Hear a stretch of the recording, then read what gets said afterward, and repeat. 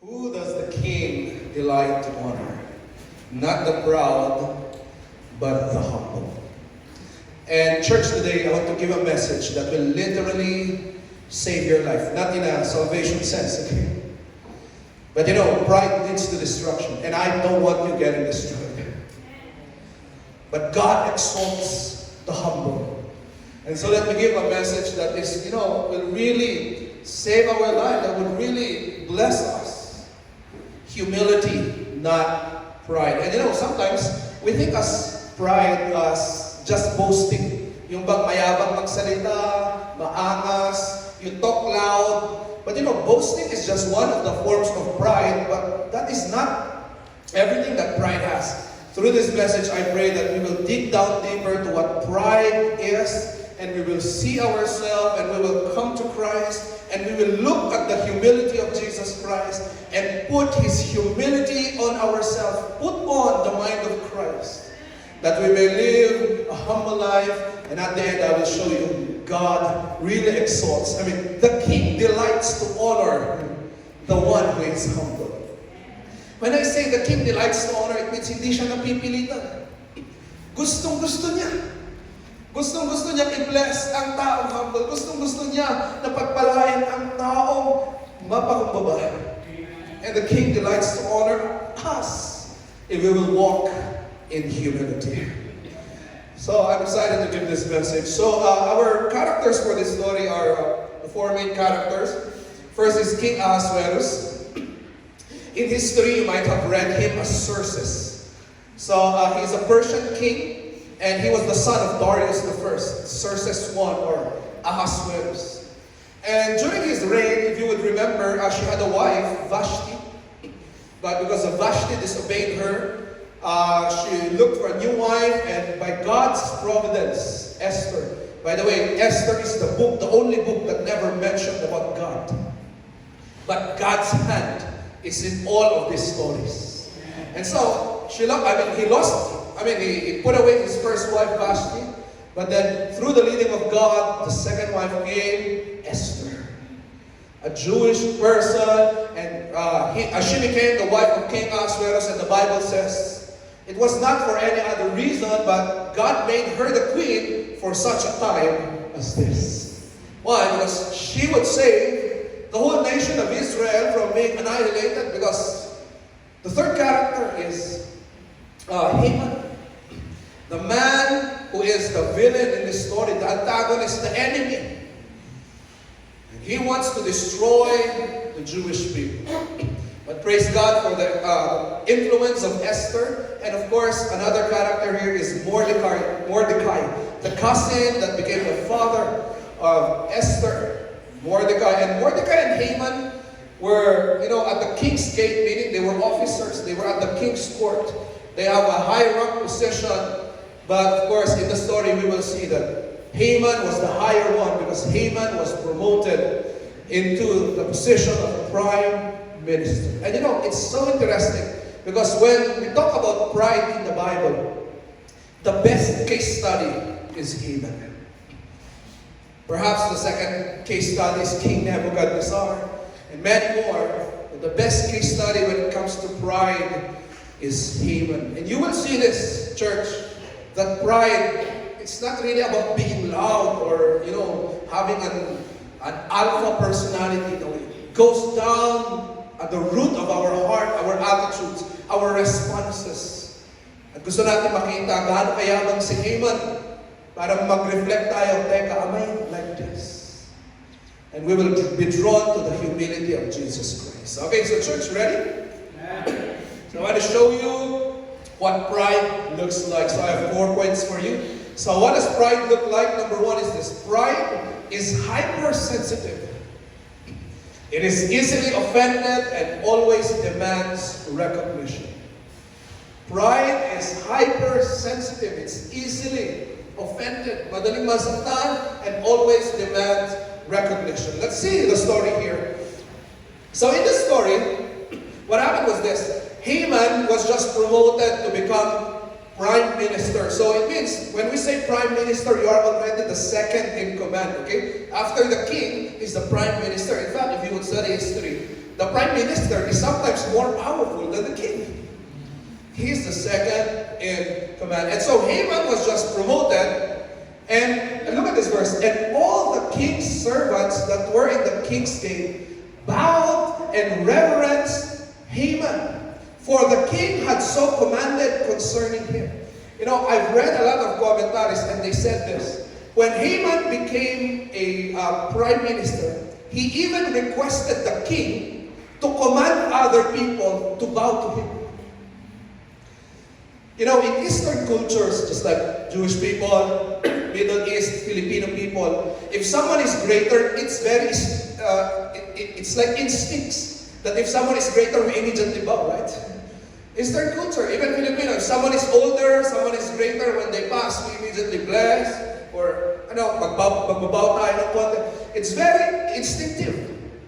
But it's so surprising that even if it is an instinct, it is a culture during their time, Haman requested the king, King, can you please command everyone that when I pass by, they will bow down and reverence him. What is this? This is an early sign of pride in Haman. He is demanding recognition. He's telling the people in position, tell other people to respect me, tell other people to bow down to me.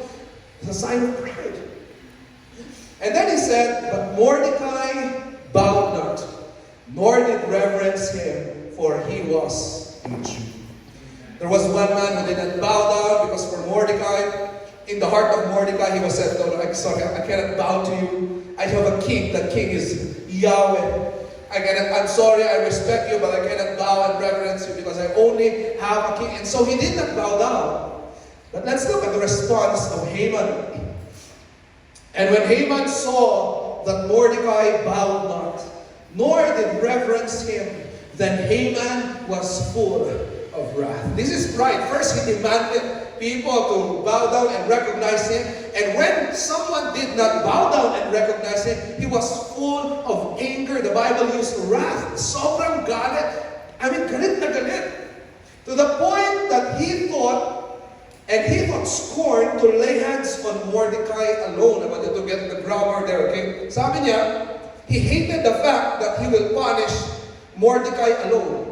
What is that? It means in his heart, he wanted that it's not only Mordecai who will be punished. That's why he made a plan, wherefore Haman sought to destroy all the Jews. This is next level pride. You demand recognition. When it is not given, you are angry. And since you are angry, you want to destroy them also. You want to put them down. And what happened in the story? Look at this church. Then Haman went home. And Haman went home. He was frustrated because someone will not bow down to him. And so he called his wife and his friends. Then sent Zeresh and his wife and all his friends unto him. They made a plan. What will we do to this man who will not bow down to me? Let a gallows, by the way, it's like a pole where kung saan isasabit ng isang tao. Let the gallows be made of 50 cubits high. And tomorrow speak to the king that Mordecai might be hanged thereon. And the thing pleased Haman, and he caused the gallows to be made. Did you see the progression of pride? It starts with being, hypersensitive. Imagine everyone was bowing, but one, and you still got hurt. The whole kingdom is bowing to you, and one person did not, and you're so hurt to the point that you will plan the destruction of this person and his family and all his nation. This is pride. And let me give you some lines how this is being practical in our life or relevant. Next slide. Okay, first is this. Sometimes we say this line, I deserve that. That's being hypersensitive, okay? Pastor, I think I deserve that. I deserve to be treated well. I deserve to be respected. I deserve this. And when you cannot get it, be careful. That you will not become full of wrath and anger to the point that babagsak mo yung tao rin, di niya ako kaya respetuhan. I deserve this. These are dangerous lines. I should be recognized recognized, I should be promoted, I should be, you keep on saying this like, I should be. I deserve this, or without me, wala naman talaga ang church. Without me, wala naman talaga ang pamilya. Kung wala ako, hindi magiging successful ang grupo na ito. You need me. Without me. People who have superiority form of pride would always say, did people know that I did this? Ginawa ko to, hindi ba nila alam yan? You are demanding gratitude, you are demanding praise, nagdidemand ka, ibigay mo sa akin. At kapag hindi mo natanggap, galit ka to the point na yung galit mo, nagiging negative siya, that you want to put others down. And the inferiority side of pride is like this, oh, wala na namang nakapansin sa akin. Ayoko na dyan sa church na yan, wala namang pumapansin sa akin. I'm not good enough. I will not join any ministry. I'm not good. They're just the one who are good, not me. I'm not important. I might just as well leave. What is this, folks? Both the superior and the inferior pride is hypersensitive. Lagi nasasaktan, madaling ma-offend. You know what the Bible says? Great peace have they that love the law of God, and nothing will offend them. A person is walking in the Spirit, as Pastor Tom said, walking with Christ, in fellowship with Christ and His Word, while they're not easily offended. As 1 Corinthians 13 would say, love, it's not easily irritated. It's long-suffering, it bears all things, endures all things. Wow, but pride is about you. Pride is about my feelings for her. They did not do this to me. Wow, pride is difficult. And you know what is the cure of this? Next slide. The cure of this is, look at this verse, Galatians 6 verse 3. For if a man think himself to be something, when he is nothing, he deceiveth himself. Amen. Kung sa tingin mo, something ka, that you deserve these things, that I should get this. Think twice. You are deceiving yourself. And you know, church, I want you to listen, okay? Because pop psychology today, they said that if you want to make people have a better mental health, you must tell them, you deserve this. Know your worth. Those are the lines today. Know your, and I'm not meaning this in a negative way, okay? I just want you to hear me. You deserve this. You deserve a better life. You deserve a better husband. You deserve a better church. You know your worth. You are worthy of this. Thinking that they can encourage people to have better mental health. But let me tell you the effect. It raised a generation of people who are entitled. Why they always, I don't deserve it. I need more. So entitled, no patience, no endurance, no forgiveness, all entitlement. And this is dangerous, guys. And when you're so entitled, why? Because you think you are something, but you are nothing. You deceive yourself. And what did the Bible say? We must think of ourselves as a servant. The lowest of the low. The servant, if the master will not say good morning to him, it's okay. Why? He knows he's a servant. He doesn't get hurt, right? And that is humility. That you see yourself as unworthy. You are unworthy and undeserving. To the point that you will not demand. Why? Because you are not worthy. You are undeserving. But at the same time, that unworthiness does not break you, does not depress you. Because in Jesus Christ, you know you are truly loved and you are truly worthy. Did you get this? Superiority makes you, boastful and proud and demand things. Inferiority makes you have false humility. Inferiority makes you depressed. But a son of God is in the middle. He is with Christ. I'm a servant. I do not deserve anything, but I'm not depressed because I know my God loved me deeply. Wow. he's not hurt. You're not hurt. Church, come on. Are you hurt? Probably we are thinking, oh, I'm hurt. Because never kong magagawa yung ginawa na sa akin. That's being proud. I tell you this, without the grace of God, the thing that the person did to you, you can also do it to others. So don't you ever say, no, I'm hurt because I will never do that to that person. No, you never know. It's only by the grace of God that you are behaving well. So you learn to forgive. No, I don't deserve this. No, you deserve hell. You deserve worse. But God's grace is upon you. And I tell you, the story of Haman started with just one man, not bowing down. But later you will see how this ended so bad for him. Pride is oversensitive. Secondly, pride is unhappy comparison. It cannot rejoice because it is too busy competing. There's a line from C.S. Lewis. He said, pride is an unhappy comparison. He said, it is unsmiling, unhappy. Hindi ka makapag-smile, you're not happy, you're not joyful. Why? You cannot rejoice because you are very busy competing with each other. Pride loves comparison. And look at the story. And Haman told them of the glory of his riches and the multitude of his children, and all the things. By the way, Haman was talking to his wife and his friends. And all the things wherein the king had promoted him, and how he advanced him above the princes and the servants of the king. Guys, let me ask you, if you are Haman, will you be happy? Guys, talk to me, talk to me. If you are Haman, will you be happy? Look at what Haman has. Will you not be happy having these things? Oh, the glory of my riches. Wow, I'm rich. Amen. I was promoted. I was advanced among all the other people in the king's court. The advisors. I am on the top. Will you not be happy? Church, come on. You're being too spiritual. Will you not be happy? Of course you will. This is a blessing. Okay, but now here comes pride. Okay, you're supposed to be happy. But next verse. Next verse.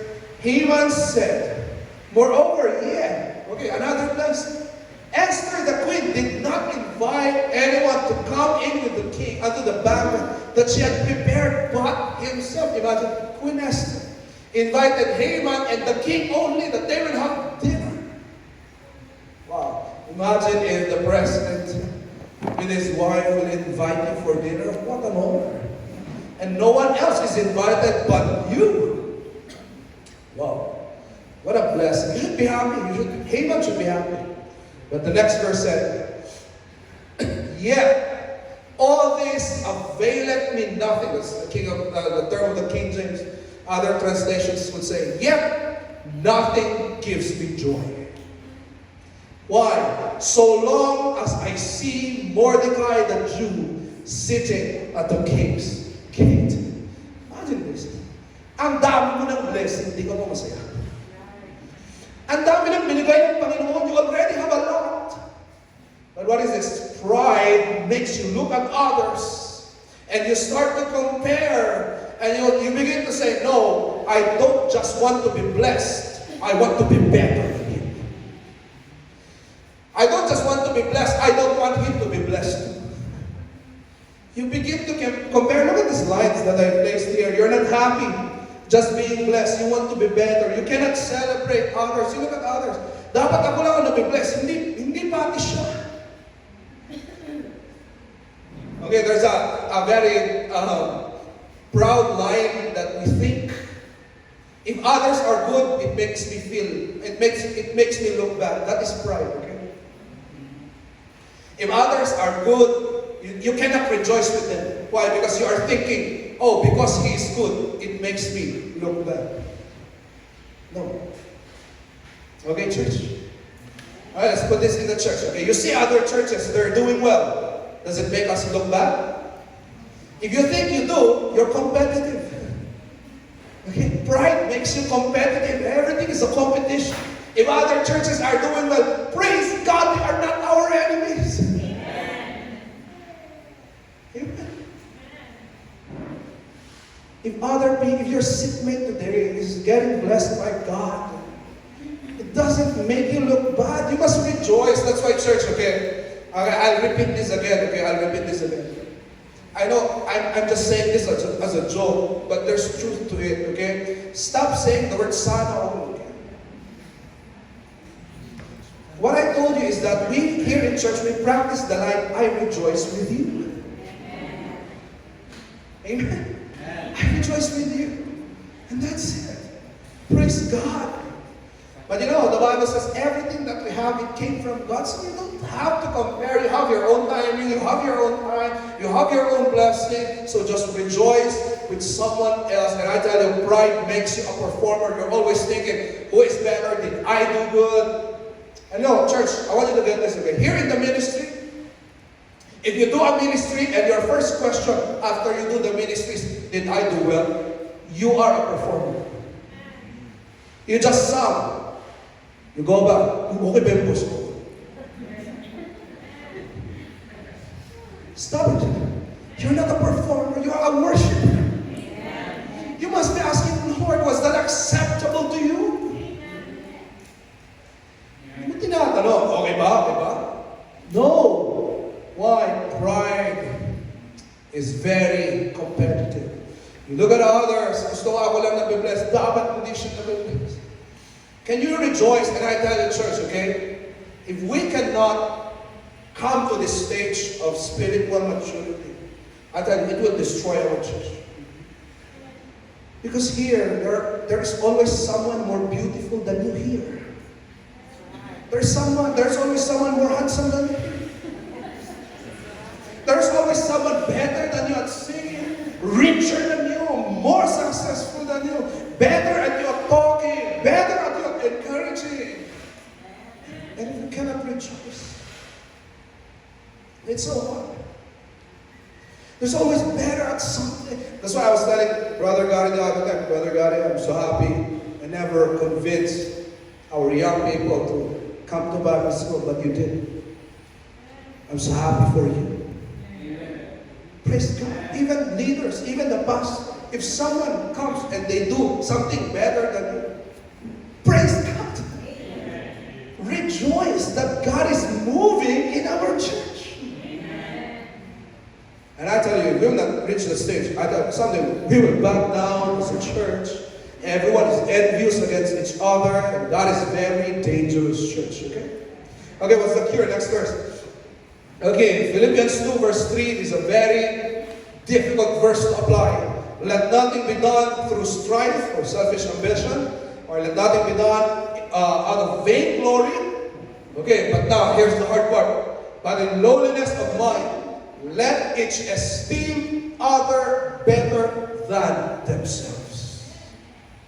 Look at your seatmate and esteem him better than you. Push him forward. Push him going up. And if he becomes better than you, praise God. Amen.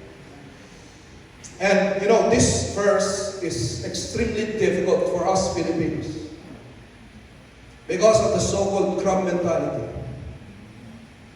To those of you who tried going abroad, you know this. Your enemies in abroad are not foreigners, but fellow Filipinos. They will drag it down. And so this is extremely hard for us. Because our culture in the Philippines, it's shame-oriented. Yung bang nakakahiya na may mas magaling kaysa sa'yo.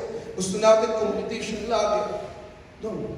In the kingdom of God, it's a different culture. We are pushing each other upward.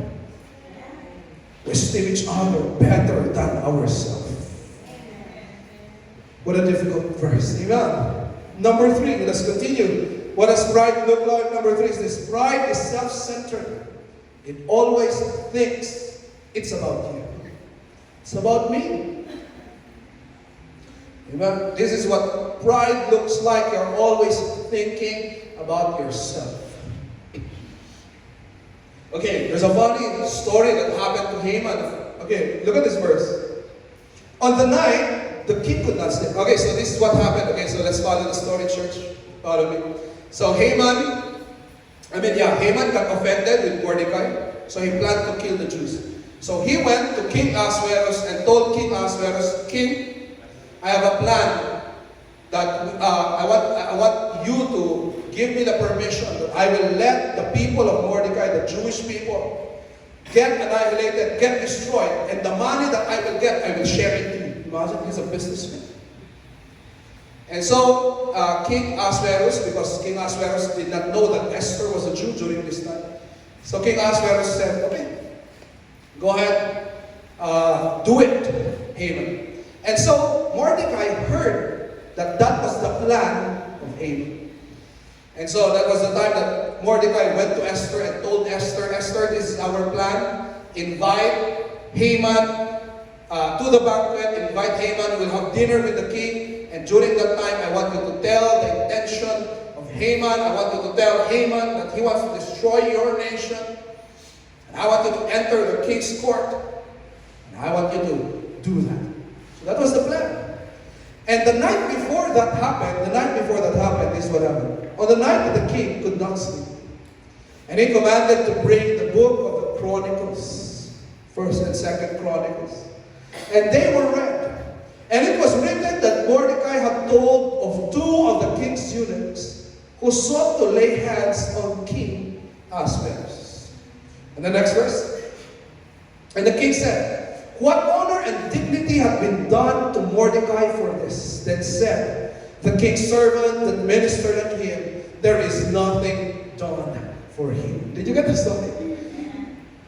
I mean, months before, years before, Mordecai saw a coup d'etat.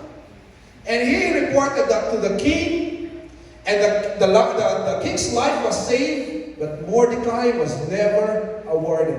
And I just want to draw a lesson here. This is what humility looks like. You are serving, and even if you did something great, you're not asking for recognition. Amen. Even if you did a lot for the ministry. So if no one saw it, but this is my promise, God saw it, and it was written in the book of the Chronicles. It was written in the book that God will open someday. And He knows what you do. So you don't have to demand recognition or thanks or all this. Why? God sees it all. And so, when this happened, next verse. So Haman came in the court, and the king said unto him, what shall be done unto the man whom the king delights to honor? So the king just asked innocent, okay, Haman, I want to award someone. What will I do to honor this person that really helped me? And look at the thinking of Haman. Now Haman thought in his heart, to whom would the king delight to do honor more than myself? So the king asked him, what will I award? He did not say that he will reward Mordecai. He just said, what will I award to that someone that I delight to honor? And he said, oh, he's thinking about me. Oh, he's thinking about how he will reward me. And I tell you, church, this is a sign of pride. You have a spotlight syndrome. You always think you're the main character. You always think the spotlight is on you. Okay, I'll show you some lines here. Next slide. You assume people are thinking and talking about you. Stop it. In my years of pastoring, there have been people who came to me and told me, Pastor, can I tell you something? The adults and the young people are gossiping about me. And I said, what? We're too busy thinking about you. Stop that delusion. Pastor, pinagchichismisan ako ng buong church. Tumigil ka. Hindi totoo yan. It's not true. Members here are reading their Bible, preparing for the Bible quiz every Friday. Thinking about their ministry, thinking about discipleship. What do you mean everyone is talking about you. No. But pride makes you think. Everyone is talking about it, gossiping about it. And there might be truth to it, and the church leaders must do something about it. But in your heart, you should not be thinking like that always. That is pride. You do things for you. What is that? You do things to make you feel good. You do things to make you feel needed. You do things so that you will be affirmed. This is very dangerous, church. You don't do the ministry, you don't do church so that people will need you. No. So that you will feel good. No, you do this to make God feel good. To worship God. You do things you do things for the thing of itself, not because of you. I know. I tell you, there are many people who are proud. Example, they will court a beautiful woman. Not because they love that woman, but just to prove to others that they are better and they got the beautiful woman. That's pride. It's always about you. You're not really singing or doing the ministry for God, but so that others will look at it and say, oh, we need her in the church. We need him in the church. No. Amen. That is the consumer mindset. You're always asking, what can this church do for me? Amen. I forgot who the president of the U.S. who said that line, do not ask, what can your country do for you? But ask, what can you do for your country? It's the same in the church, amen. We're not consumers here. And so you don't walk in here, church, okay? You don't walk in here and ask, how come no one is noticing me? How come no one is even saying, I'm beautiful? How come no one is talking? Come on, guys, talk to someone else. Appreciate someone else. Reach out to someone else. Pride makes everything about you. You focused on you. Dangerously. And then the last point. The last is this. Pride. What does pride look like? Pride is resistant. It won't listen, even when God is speaking. Pride is very resistant. It will not listen. It's only about yourself. Okay, let's look at the verse. And Mordecai came again to the king's gate. But Haman hastened to his house, mourning and having his head covered.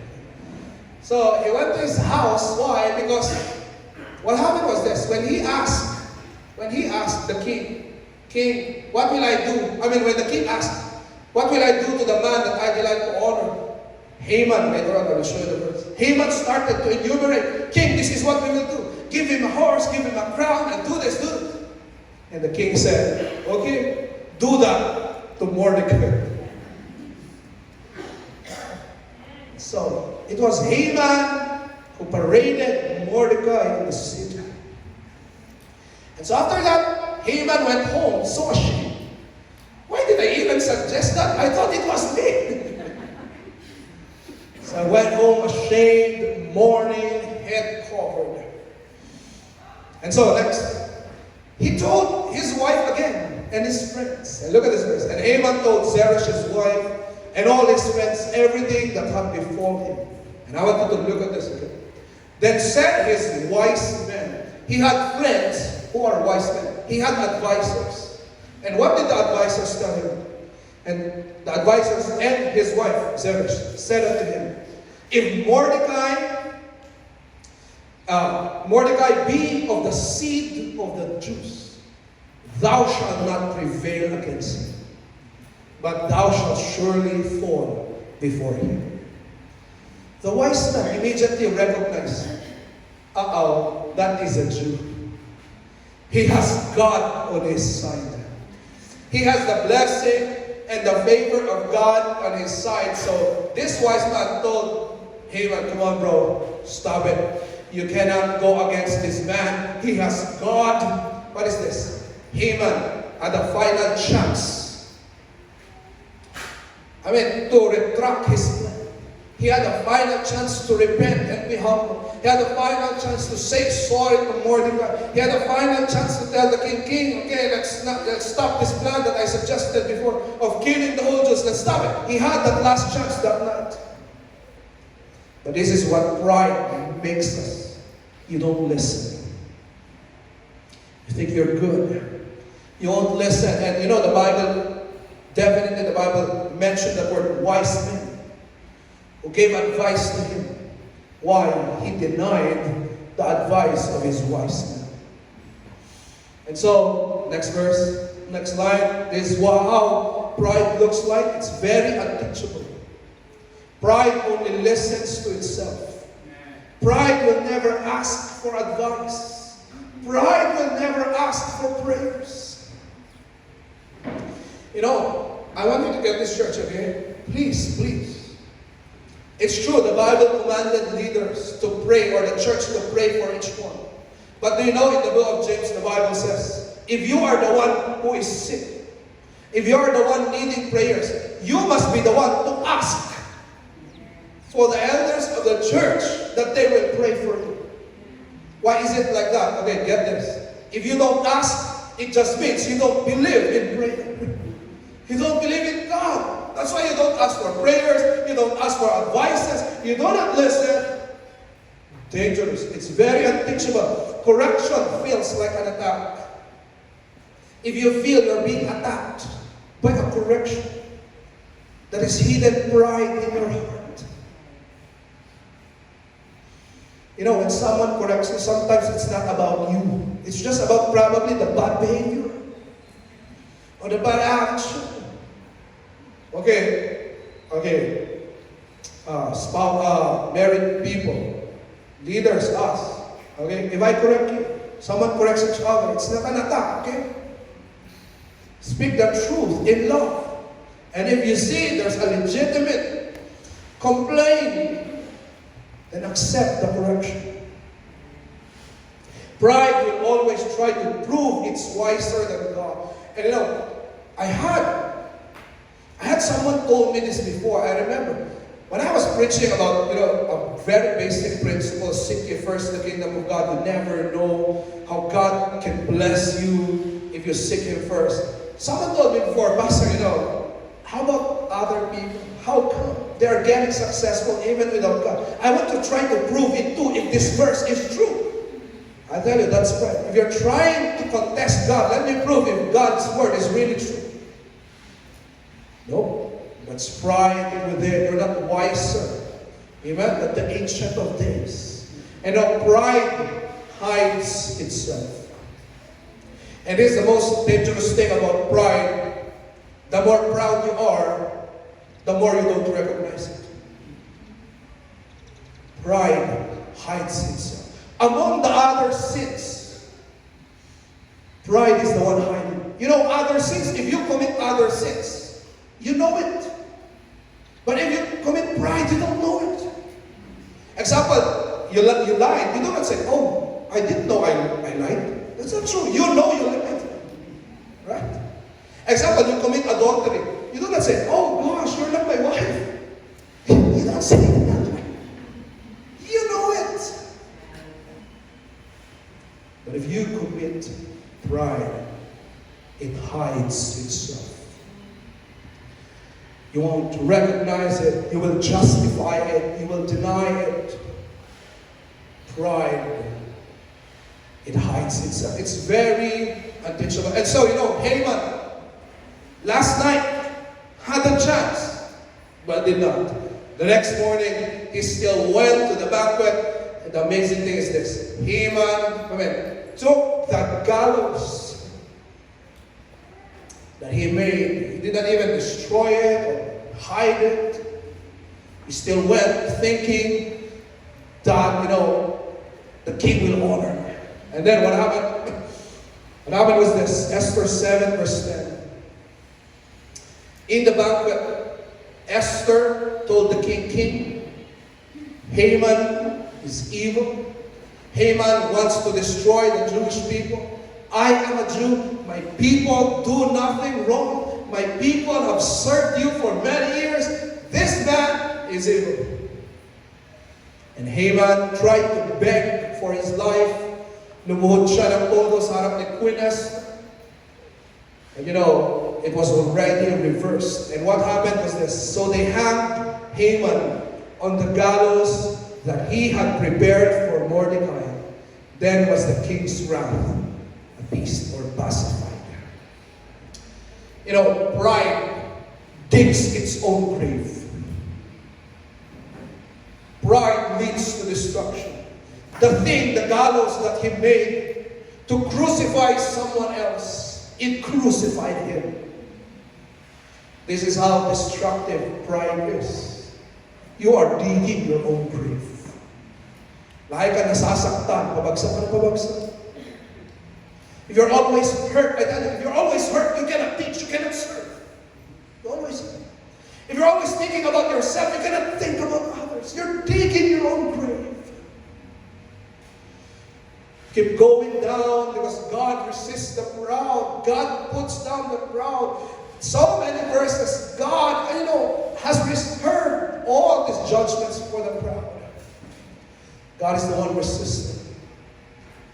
And so the opposite is this, humility, so that Christ will exalt us. Okay, if you would look at this, next slide. I did not mention this a while ago, but I will mention it now. When the king asked Haman, what will I do to the person that I like, that I delight to award or to honor?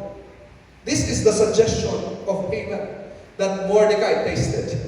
And Haman told the king, for the man whom the king delights to honor, let the royal apparel be brought. By the way, royal apparel represents favor. That's why when Jacob gave his robe of many colors, or the long robe, to Joseph, his brothers got envious. Why? Because it's like Jacob is saying, that's my favorite son. My favor is on him. And so Haman said, okay, king, for the man you delight to honor, give him favor. Give him the royal apparel. And not just the royal apparel, but give him the horse where you are riding. Yung sinasakyan mong kabayo, pasakayin mo siya doon. What is that? The horse there, a symbol of power and authority. Amen. And then the royal crown, that is recognition, put the royal crown on his head. Wow. Next. And bring him on the horseback through the streets. You parade him in the streets. The symbolism of the parade is that exalt him publicly. Make a public exaltation. Tell other people that he is exalted. And proclaim before him. What is that? He will not just ride in the horse going around the city. Someone will stand before him. May tatayo sa harapan niya, announcing to the whole nation, announcing in the streets. This man, itong tao na ito, is the king, is the person whom the king delights to honor. He is announcing. Imagine that public exaltation. But Haman did not get it. Why? He was proud. Mordecai got it because he just served with humility, but the king exalted him. And I want you to get the last phrase I placed there, okay? Recognition is not wrong. By the way, deep down in our hearts, we have the desire to be recognized. We have the desire to be exalted. We cannot deny this. All of us want recognition, exaltation. We want to be thanked. We want to be.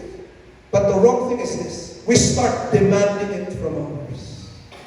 We start getting it from others. We start manipulating others to get it. We look for it from people who we think are great. Nothing is wrong with recognition. I tell you, you cannot get it, you cannot demand it. It is given by the right King. Savior. Our Savior. And it's very interesting because the Bible says, someday we will receive the praise of the praiseworthy. What is that? Someday in heaven, you will receive the recognition of someone who is recognized by everyone. To those of you who are being recognized, you know this. If a person who is low recognizes you, yeah, praise God. If a greater one recognizes you, you feel more, wow, so nice, right? Example, okay, a mayor recognizes you, wow. A congressman, yeah. The president, yeah. What's that? The higher the person that recognizes you, the more satisfying it is. Why? The weight of the recognition is not light, it's heavy. Mabigat. Gusto natin ang recognition ng mataas na tao. Tama po. Church. This is something theological, psychological to all of us. We want the recognition of a man who is above. But I want to tell you, church, that's not me. That's not our mayor. If you truly want the praise of someone above every king, the praise of the King of Kings, then you know what to do. Be humble. You know it. And you know, if someone greater recognizes you, I tell you, it erases the recognition of others. Why? You already got the highest. That's why we always say here in church, you don't need the recognition of people. You don't need our recognition. You need the recognition of the King of Kings. That is the only recognition that will satisfy you. The praise of the praiseworthy. The praise of the King of Kings. The award from the Creator of the universe. That is what you need. And how do you get that? Humble service. That's it. Serving the King, even without recognition. Serving even if no one thanks you. Serving even if you don't demand it. I will humbly serve God. Faithfully, even if no one recognizes me for years, I will follow Him. Someday I'm going to get that recognition. Not from just ordinary leaders, but from the greatest one. Amen. What a beautiful story of Haman. As I end this sermon, I want to share this hymn, The Servant King. And I pray that we will be inspired by the humility of our Savior Jesus Christ. That though He was, king, though He was equal with God, amen, humbled Himself and became a servant king. Servant. Grabe. We are studying the book of Revelation in Bible school. And John, when he saw the Lamb, he saw Him in heaven as a lion and as an ox. What is that? Yeah, He's a lion, He's full of authority, power.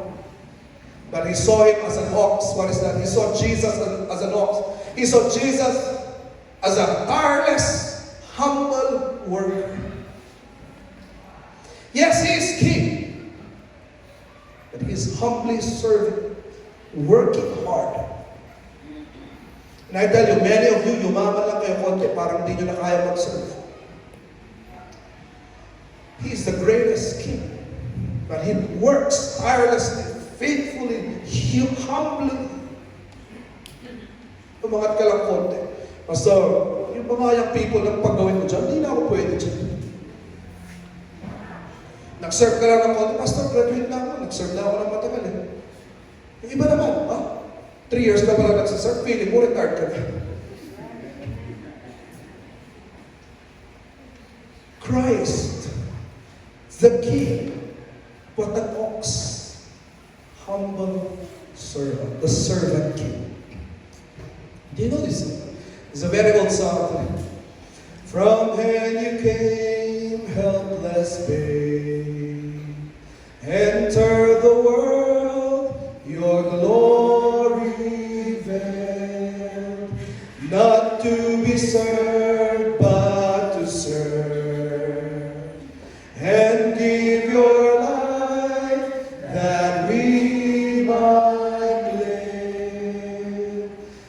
This is our God, the servant King. He calls us now to follow Him, to bring our lives as a daily offering of worship to the servant King. Second verse. So let us learn how to serve, and in our lives enthrone Him, each other's needs to prefer, for it is Christ we're serving. This is our God, the servant King. He calls us now to follow Him, to bring our lives as a day